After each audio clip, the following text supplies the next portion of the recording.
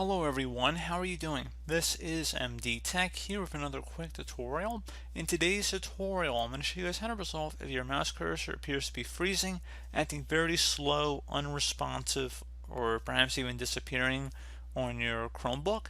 So this should hopefully be a fairly straightforward tutorial, guys, and without further ado, let's go ahead and jump straight into it. So we're going to start by opening up the clock settings at the bottom of the taskbar. So go ahead and just left click on that, and then select the settings icon. So go ahead and just left click on that. Select the main menu icon at the top left corner. Should be three horizontal lines, one on top of the other. And then you want to select device, select mouse, and at this point where it says enable mouse acceleration, you want to toggle this to the off position. So if it's turned on, toggle this to the off position by clicking inside the oval one time.